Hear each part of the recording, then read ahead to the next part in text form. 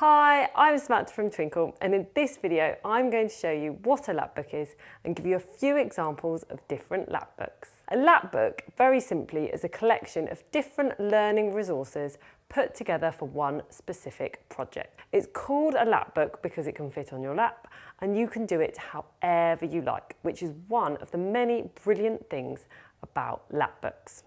So this is really nice because whatever you might be studying, you can pick a topic and you can put in the resources, the worksheets, the facts that you find interesting to learn about.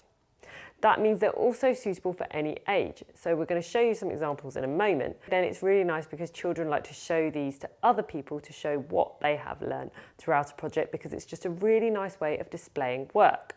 Lapbooks are just a lovely way to record your learning. They're really visual, they're really tactile, and so if you're that kind of learner and you don't want to sit there writing lots of books, I love these. If you love doing scrapbooking and things like that as well, they are really lovely too. So let's have a look at a few different lapbooks that I've put together to show you just how they can be used in so many different ways.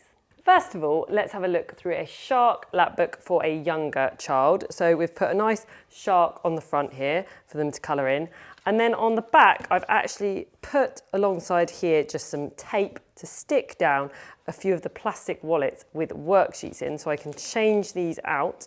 So I've printed off some shark ones, and then it means we can draw on with a wipeable pen or pencil and then wash those off. So we can use these again and again because we want to practice our writing with those. So we've put a few different pencil control sheets in to practice those. And then we've also got a nice colouring page and a bit of simple counting to do as well. So that's just on the back there. And then inside the lapbook, we've got a few different features.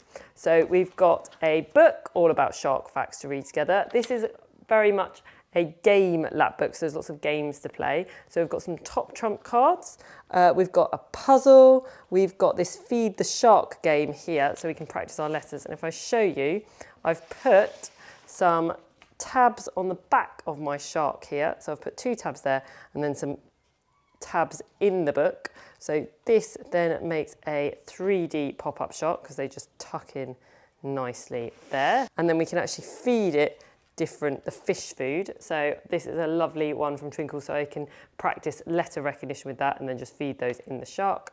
And this is really nice because then it keeps everything safely together, because we have done this one lots of times before, but then we end up losing the shark or it gets scrumpled and folded. So it keeps everything neat and tidy. The same with our puzzle pieces.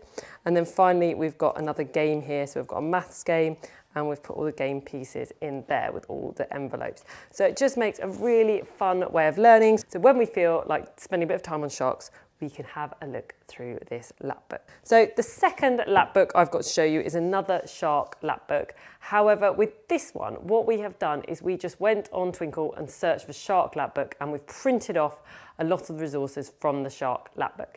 If you haven't done a lapbook before, this is a really nice way to start because you just get everything there ready to print out. With my younger child, I did actually just search shark, so I printed everything out that way. But this one, we've actually used lots of the different things you get from the shark lapbook resource. So we've got a spinner all about the life cycle. We have got parts of a shark, so we've got all the different parts. So it's like a little flat book that we've had to put together. We have put together some shark camouflage, so we've learned a lot about that and talked about that. We've then learned all about teeth, and we've got symbiosis here and the little fish that live on sharks, and we've got myth, truth and complicated, so we've got that in there as well. So we've got lots of different resources in here and some colouring too.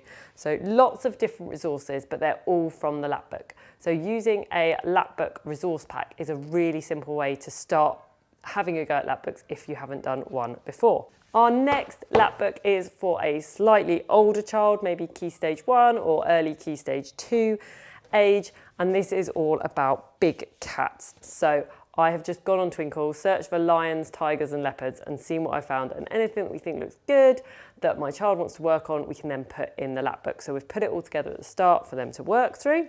So we've put in a spot the difference, so we put in a few games and we've put in a word search so you can practice how to spell, but then we've also put in an I Spy with a bit of numbers. So we've got a bit of maths in there too. We've also done this animal coordinates picture. I won't tell you which animal it is yet, but we've got that in there for them to do. And then we found these fun folding books, so we put some of those in and made a Twinkl resource. So I actually cut up a Twinkl resource and put in the bits about the big cats to make a really nice leaf through fact file. This is a really nice leaf through book as well. I've also put in a sketching drawing book here so they can practice drawing a lion. And then we've got a bit more writing so we can practice a bit more literacy over this side. So we've got thinking about poems for leopards and tigers. And then I've put in some drawing, and then we've put in a bit more writing. And I love how there's so much hidden in a lap book, because here it looks like there's only 2 poems, but actually when you start folding it, we've actually got 3 sheets hidden in there. Here we've got some folded under there. So again, here's a book, here's a book. So it's just really tactile. It just makes it really fun discovery process as well. Finally, we have a Pride and Prejudice lap book, just to show you can use a lap book with older children as well. This one you could use more as like a study guide. So you could have it out on the table like this while you're studying the book, because what we've put in here is some keywords, and then we're going to fill in and find out what the keywords mean as we go through and then write the meanings behind. And you could even do this just as a blank one, so you put in a blank spaces, and then as you find new words reading a novel, you could put those in. You can also put in character cards, so as the characters come along in the book, we can put in their characters and maybe write some information about what's gone on in the story with them. I've also got this resource from Twinkl, so I've made a nice book there so we can discuss the characters and do quite a lot of writing. So I've got a nice book there. And I've also put in some pictures of the different houses in the novel, so different locations in your story. You could put those in and talk about the different locations you've got. And we've put in one of the study booklets, so this is just a PowerPoint from Twinkl. And then we've put in some key quotes as well. So we've put those in, but again, you can put blank ones in. So as you're reading a novel or a story, some of the key ideas you can put down into some quote cards to then remind you later on what's happened. So I've also put in a question section, and these are just the questions cut up from a Twinkl worksheet. And so rather than having a big written worksheet to do, we've got some questions, so it's kind of potluck as to what question, and then we could just discuss those. Or if we did want to do some writing, we could always just pull those out and then be like, right, let's do 1 question a day or 1 question a week. So if we've got a few questions about the novel to work through, so that's a really nice way too. So that is just another way of making a lap book. That's given you a few ideas to start with and shown a couple of ways you can use a lap book and what a lap book is.